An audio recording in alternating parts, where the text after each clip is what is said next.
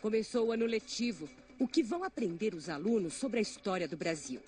Que no princípio eram os índios vivendo em harmonia com a natureza, até que vieram os portugueses e acabaram com eles. Depois chegaram os negros escravos, martirizados por séculos por senhores cruéis, só foram libertados por causa de mesquinhos interesses de mercado dos ingleses. Zumbi, Prestes, Santos Dumont, Aleijadinho fazem parte da galeria de heróis que os livros didáticos nos ensinaram a amar. Mas e se seus feitos não foram tão heróicos assim? Há uma nova história do Brasil sendo escrita por uma nova geração de historiadores, que teve acesso a documentos antissecretos, que viajou, descobriu, conferiu, cotejou e produziu na universidade teses com desconcertantes abordagens sobre aqueles mesmos velhos fatos. Haveria, digamos, uma história brasileira de direita e outra de esquerda? Haverá uma história real? Um fazedor de história como Ben-Gurion, fundador do Estado de Israel, era cético, desconfiava das ironias da história. Abre aspas.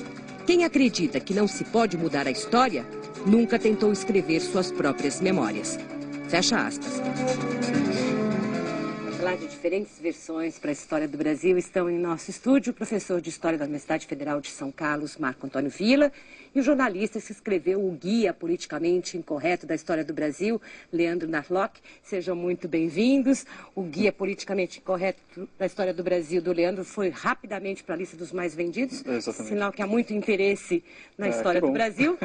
E o Marco Antônio Villa está lançando uma breve história do Estado de São Paulo, porque, por incrível que pareça, não há livros sobre a história do Estado mais rico da Federação. Eu pergunto, essa volta aos velhos fatos, como eu dizia agora há pouco, vão demolir tudo aquilo que a gente acreditava como história do Brasil? Está na hora da gente rever o que aprendeu? Eu acho que sempre, né? Acho que o trabalho, Leandro, é uma contribuição importante. Eu acho que sempre, eu acho que a todo momento tem de se rever o processo de história de qualquer país, né? E no caso brasileiro, nós passamos por um longo período de regimes ditatoriais no século XX, em que, claro, que uma visão mais crítica da história foi criada uma série de dificuldades, tanto no Estado Novo como durante o regime militar. E mais nos últimos 30, 40 anos, quando se institucionalizou o ensino de pós-graduação, se desenvolveu muito a pesquisa de história do Brasil, tanto em teses de doutorado e em dissertações de mestrado, com várias fontes de financiamento, CNPq, CAPES, aqui em São Paulo, FAPESP. Então, hoje é uma massa da produção de muito boa qualidade, algumas vezes em alguns programas. Mas por que isso não chega? Isso não chega? Esse que é o problema. Quer perguntar às escolas, não chega aos jornalistas, à imprensa. Ainda não chega às escolas de samba. Não chega às escolas de samba, não chega ao livro didático. Porque Sim. a gente ainda vê uma história que é muito mais mitológica ou irreal do que o que já se sabe sobre nós mesmos. Eu fico pensando muito sobre isso. A minha conclusão é que os professores, não digo todos, mas acho que a escola prefere uma história esquemática, que você tem o personagem maldoso, inescrupuloso, que só pratica atos malignos, e a vítima e o bonzinho, né? Assim parece que fica uma fábula com uma moral edificante no final, que são as consequências do Brasil hoje.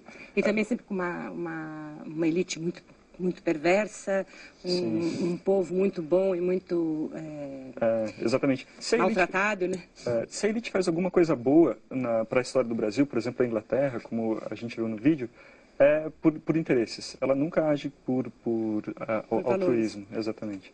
Mas o que o Villa estava falando é muito interessante, que parece que nos últimos 10 ou 15 anos a história do Brasil está sendo muito bem contada. Eu me arrisco a dizer que pela primeira vez, talvez.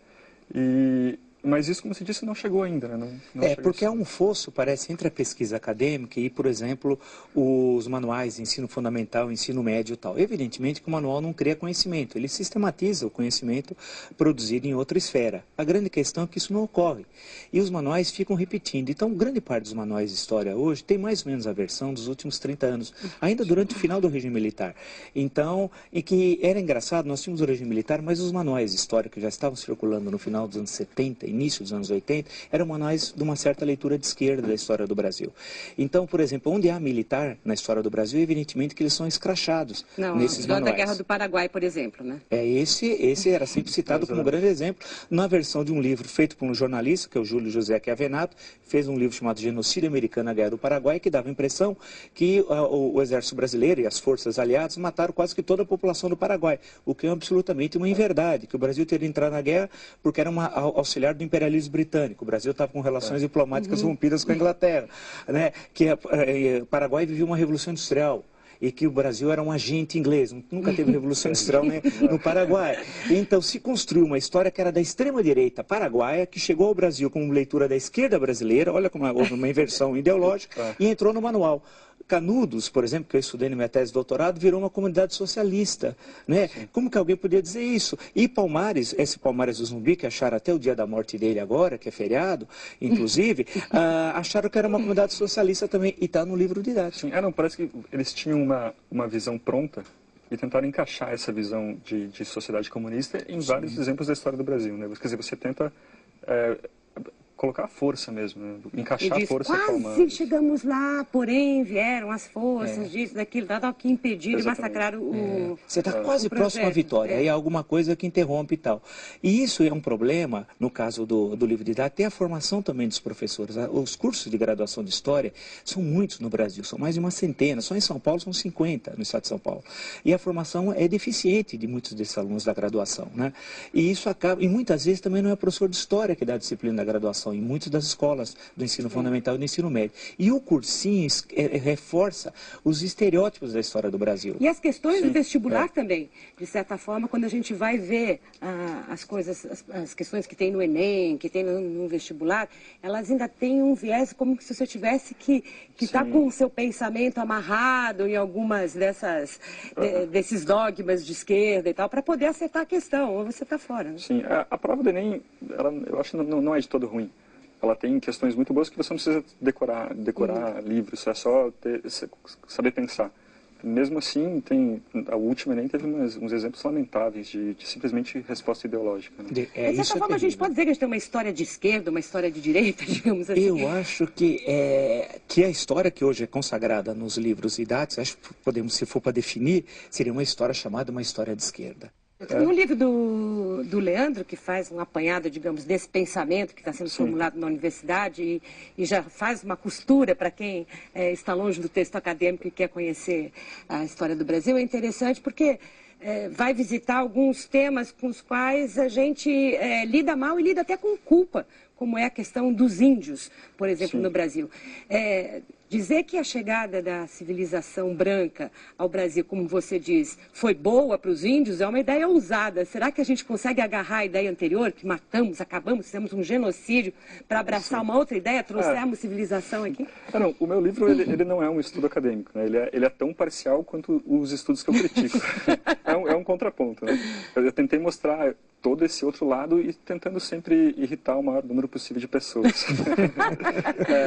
O que eu tentei mostrar é que, apesar das matanças extensas e das mortes por doenças que ninguém pode negar que os índios sofreram, eles lucraram muitíssimo, eles também lucraram muitíssimo com a chegada dos portugueses, e não só com ferramentas, com essas coisas. A banana, ela resolveu um problema de falta de proteína nas tribos brasileiras impressionante.